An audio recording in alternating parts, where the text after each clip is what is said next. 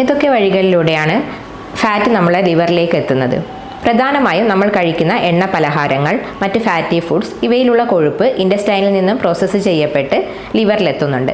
കൂടാതെ മധുര പലഹാരങ്ങൾ, ഷുഗർ ഇതിൻ്റെയൊക്കെ ഉപയോഗം കാരണം ശരീരത്തിലെത്തുന്ന ഗ്ലൂക്കോസ് ഇൻസുലിൻ്റെ സഹായത്തോടെ കോശങ്ങളിലെത്തുകയും ഇവിടെ നിന്ന് അധികമായി വരുന്ന ഷുഗറിനെ ഗ്ലൈക്കോജനാക്കി ലിവർ സ്റ്റോർ ചെയ്യുകയും ചെയ്യുന്നുണ്ട്. ഇതിൽ കൂടുതലായിട്ട് വീണ്ടും നമ്മൾ അത്തരത്തിലുള്ള ഭക്ഷണങ്ങൾ ഉപയോഗിച്ച് കഴിഞ്ഞാൽ ഒരു ഓവർലോഡ് വരികയും ഇത് കൊഴുപ്പായിട്ട് ലിവറിൽ സംഭരിക്കുകയാണ് ചെയ്യുന്നത്. ഇത്തരത്തിലുള്ള കാര്യങ്ങൾ വഴി അമിതമായ കൊഴുപ്പ് നമ്മുടെ ലിവറിലെത്തി അടിഞ്ഞുകൂടുന്ന ഒരവസ്ഥയാണ് നമ്മൾ ഫാറ്റി ലിവർ എന്ന് പറയുന്നത്. സാധാരണയായി ഒരു മിനിമം കൊഴുപ്പ് നമ്മുടെ ലിവറിൽ നോർമലായിട്ട് തന്നെ ഉണ്ടാകും. ഇതിനേക്കാൾ കൂടുതലായി ഒരു 5-10% കൂടുതലായിട്ട് കൊഴുപ്പ് അടിഞ്ഞുകൂടുന്ന അവസ്ഥയാണ് നമ്മൾ ഫാറ്റി ലിവർ എന്ന് പറയുന്നത്. ഈ ഫാറ്റി ലിവർ പല കാരണങ്ങൾ കൊണ്ട് ഉണ്ടാകുന്നുണ്ട്. പ്രധാനമായും ഇന്നത്തെ കാലത്ത് ഉണ്ടാകുന്നതിൻ്റെ ഒരു പ്രധാന കാരണമെന്ന് പറയുന്നത് സെഡൻറ്ററി ലൈഫ് സ്റ്റൈൽ തന്നെയാണ്.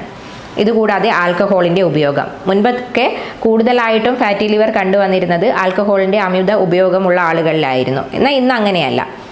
നമ്മൾ കാണാം, ഒരു 25 ഇയേഴ്സ് മുതലുള്ള ആൾക്കാരിൽ തന്നെ ഈ ഒരു അവസ്ഥ കണ്ടുവരുന്നുണ്ട്. ഇതിൻ്റെ പ്രധാന കാരണം സെഡൻറ്ററി ലൈഫ് സ്റ്റൈൽ തന്നെയാണെന്ന് പറയാം. അതുകൂടാതെ ഭക്ഷണത്തിലുള്ള അമിതമായ കൊഴുപ്പിൻ്റെ ഉപയോഗം, എണ്ണ പലഹാരങ്ങളുടെ ഉപയോഗം, മധുരത്തിൻ്റെ അമിതമായ ഉപയോഗം, വ്യായാമം ശരിയായ രീതിയിൽ നടക്കാത്തത്, ഇതൊക്കെ ഇന്ന് ഫാറ്റി ലിവറിന് കാരണമായി തീരുന്നുണ്ട്.